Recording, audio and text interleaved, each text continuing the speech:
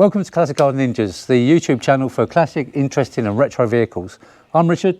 And I'm Toby. Great to see you again. Thanks for tuning in once again.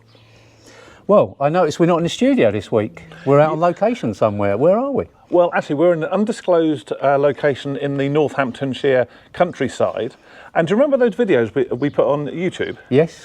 Has anyone looked at them? Some people actually watched them. Some people actually liked them. Oh, wow. And someone contacted us and said that there was a classic old Mercedes languishing in a barn, and would we like to come out and do a barn find episode with them? Excellent, excellent. I had a CLK actually, as you remember. CLK 55. It was the AMG, yeah. 200,000 miles yeah, on that baby. You went to the moon and back, if I remember. I did, almost, yeah, that's right, yeah, 250,000 miles, yeah, almost. I had a CLK 230. That's right, I remember that. The wife's had a couple of other Mercs, the C-Class estate and the A-Class. Yeah. However, as much as we like the Mercs, we're not really qualified. We're not, no, we're not. To talk about them, as a Mark specialist. So I'm delighted to say, today we've got a guest host with us, and I'm going to bring him in. This is Jake. Come in here, Jake. Hello there, Toby. Hello, Jake. Hello. Hello. It's really a pleasure to be here in Classic Car Ninjas. I really enjoyed the episode with the Skip, sorry, I mean Volvo Cabriolet, and of course the Rolls Royce, or Roller as we call them. He says Royce, whatever. It's a beautiful car. I'm the purist, you're not. Anyway. Maybe. Okay, so what can you tell us about the car? How did the information come to you, and what can you tell us about it? Well, I think word gets around as something languishing in somebody else's garage that somebody else knows and somebody else knows. A little bit like that sort of domino effect, which worked in my favour in the sense of being a Mercedes. Now, a lot of these Mercedes have survived over the years because they are beautifully built, and we'll explain why they're so beautifully built later.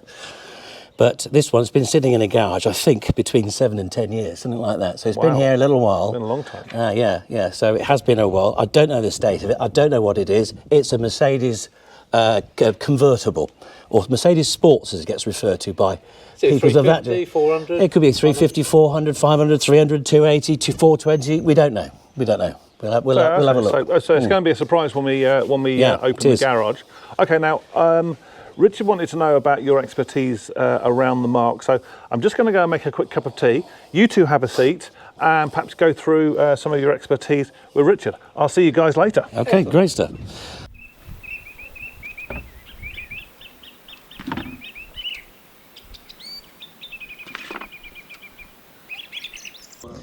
So Jake, Toby tells me you're the expert on the Mercedes. So tell me about the SL. Well, Richard, I'm assuming it's an SL. When somebody says an SL or Mercedes Sports, you know, it's from the 1980s, it can only be an SL. A convertible, should we say. And where do we start with these cars? Okay, well, let's start chronologically. Now, the SL in question at the moment, we think it's from the 80s, actually started life in 1971 on the back of a W113, which was the previous car known as the Pagoda. So then from the late 70s, from the iron block engines of the 350 and the 450, then appeared, because of the fuel crisis was still prevalent in people's minds, appeared the 280, the 380 and the 500 SL. So and then, of course, the final sort of incarnation of the SL was in October 1985, and that ran out all the way through to 1989. Some of them still registered in 1990, of course. And then that's when they brought in the R129 series. That's, of course, another story, of course, which I'm sure you'd like to hear about.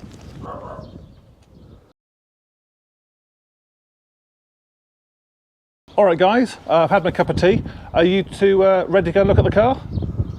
Are we ever?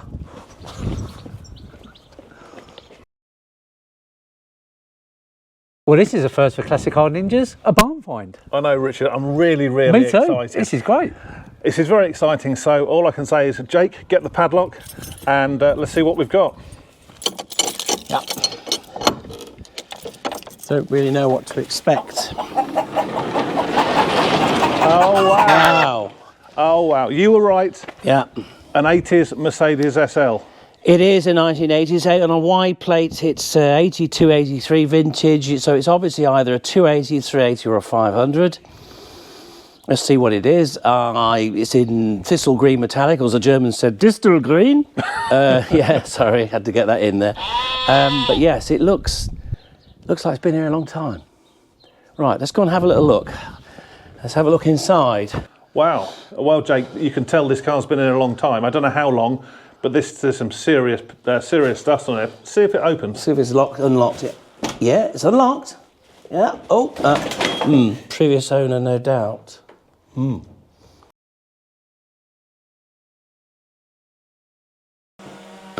Well, Jake, we managed to get rid of the previous owner. We've moved him out. I have to say, this is a proper barn find. It's covered in dust, it's covered in cobwebs, it's covered in muck. You're the expert, old boy. Take us round it. From what I can see so far, Toby, yeah, it's been here a long time. It's a proper find. It's got a few years of dust and cobwebs. I'd hate to see the size of the spiders in this barn. I really would. It'd be pretty frightening. Yeah, arachnophobia turbocharged, I think. But yes, it's definitely an 82, 83 car. Could be only one of three. We will have a look at the badge in a second. Be another little surprise for us, Toby. Yep. It's either going to be a 280, a 380 or 500. It's the sort of Series 2 of this SL. The first one's the 350, 450 with the iron block engines. Then they improved them a little bit. Yeah. The improvements on the bulkheads, where they were a bit weak on the previous cars, they improved them.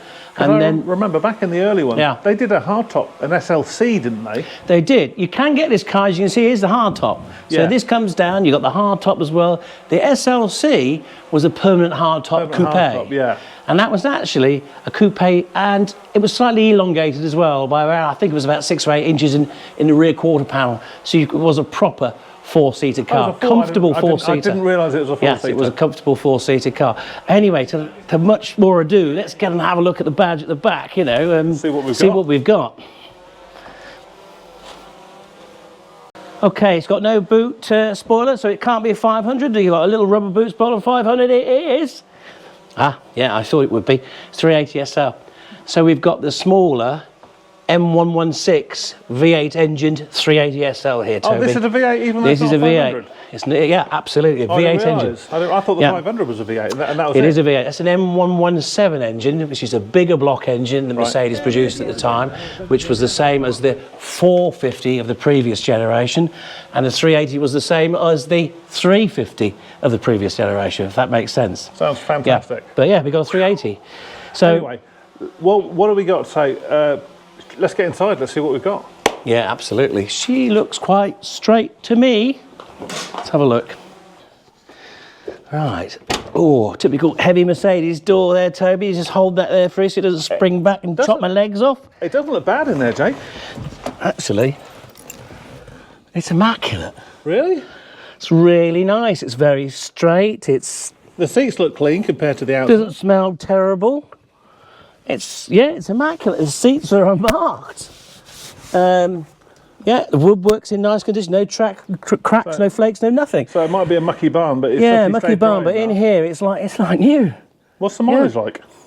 Well, but you can tell by the grain of the steering wheel, it's not done that many miles. It's actually really nice and fresh, as is the gears and knob and the switch gear, and it's got a nice fat round 69,000 miles on the clock. I wonder if that's genuine. I'm being told it is because it's got full Mercedes service history. Wow. Well, this really is a nice find. It is. Yeah. Should we get a look under the bonnet and see what it's like? Yeah, let's have a look under the bonnet. Let's have a look at the business end, the engine room. Let's pop it. Okay, Jake, let's see what she's going to reveal. Let's see what she's got under the hood, so to speak. All right, hey, here we go. Okay, no surprises there. 380 is a 380, is what it says on the tin. Yep. 3.8 litre V8 engine.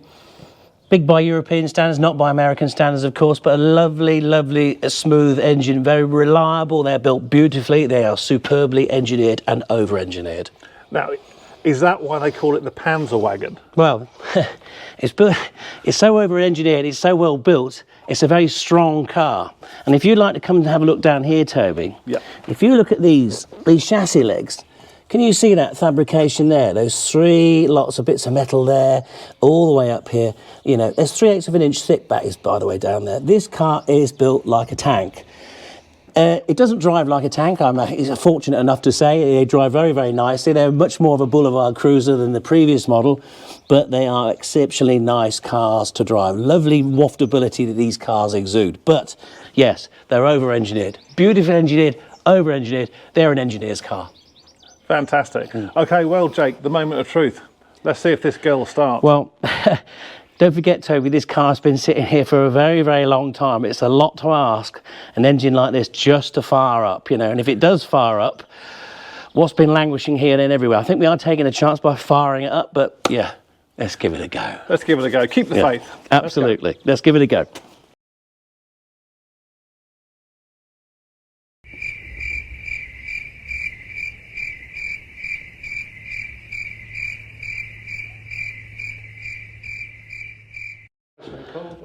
Are you ready? Yeah, you ready? Yeah, you ready? I was going, okay, Toby, it might kick out a bit of smoke if she catches him fast, but we'll see. Fingers crossed.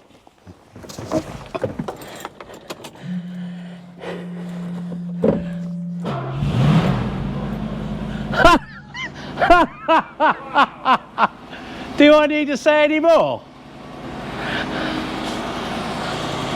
How about that then? Fantastic. You wouldn't believe that, would you? You talk about reliability. How long has it? It's been years since this thing ran, mate. The thing is, I pressurised the fuel pump. I took the key out, did it again, and bang, she just went. Wow. I mean, nobody's going to believe that, are they? But it just did it. Okay. Phenomenal car. Well, let's get it out. Let's get it out. Yeah. Well, this is the moment of truth. It started after how many years it hasn't been, that we don't know. Now the moment of truth. Coming out of storage for maybe the first time in a decade. Fantastic. Bring it out, Jake.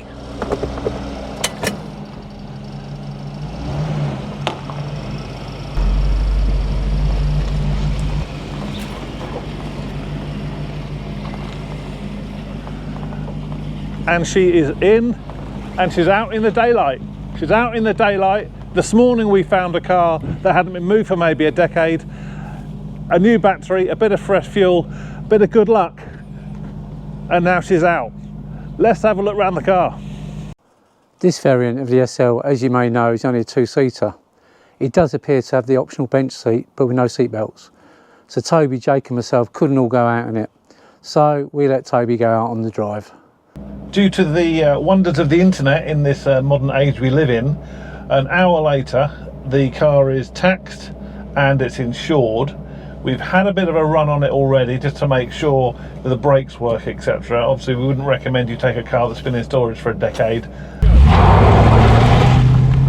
and straight out on the road. We're on quiet country roads. It is MOT exempt because it is that age. So yeah, Jake, how's it feel to be behind the wheel of it? Well, it's pretty good. It's awesome. I've had a few of these cars in the past, and I think this one really feels nice and tight, and it feels like it's not really been around the clock or round and bound around back to the moon and back, etc.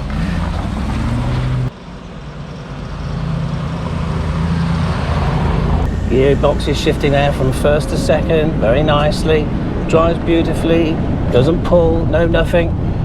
Taking this nice and steady, Toby, because at the end of the day she hasn't seen the light of day for a long time, so we don't really want to push her too far, but she feels absolutely fine at the moment. Brakes feel powerful, which is good.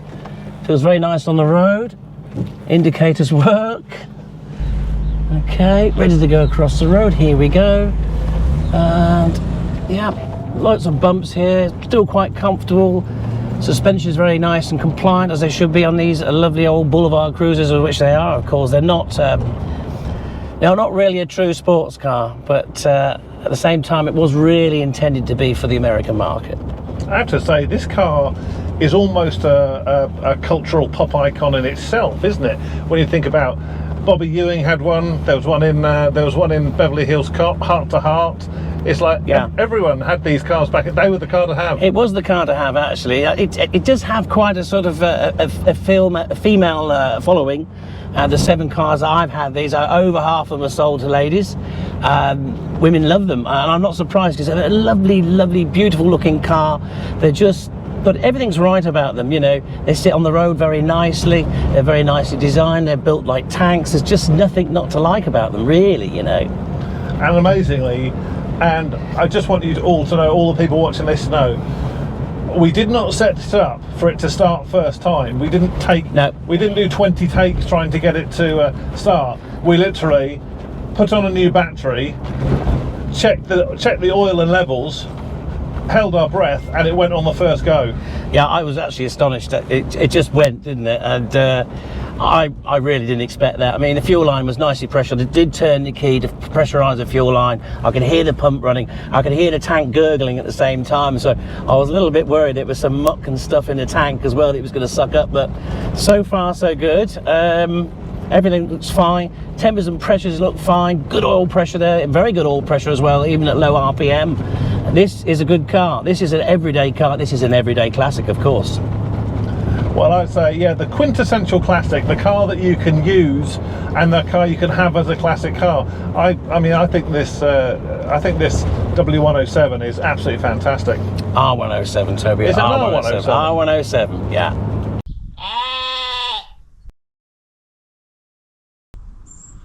Here's an engine nugget. This Mercedes SL, also known as model R107, stands for Roadster, as many of you probably know. But what about the SL badging? Says here, SL has been understood as Sports Leicht in German, or in English, Sport Light. But in 2017, there was a chance finding in the Mercedes corporate archives that clarified that the abbreviation SL actually stood for Super Leicht, or Super Light. How strange. Well, we started this morning with a barn find Mercedes. We find ourselves here in the great outdoors. We're delighted to have given this car a new lease of life, back out into the world after its long layup. I mean, I have to say, Jake, I'm absolutely stunned that the car has gone from sitting there doing nothing for a number of years to what we've just done just now. Well, she's a fighter, isn't she? Absolutely. The thing is, though, the car is in very, very, very good order. It drives beautifully tight. It's like it's a new car.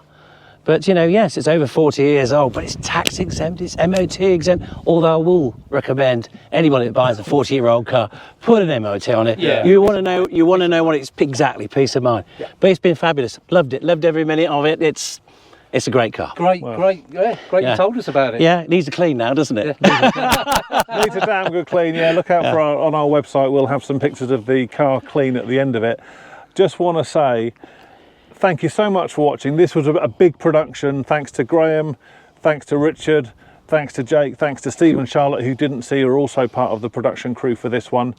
If you want to see some more classic cars getting used out and about again, back as they should be, join us next time on Classic Car Ninjas. Bye for now. See you next time. Cheers.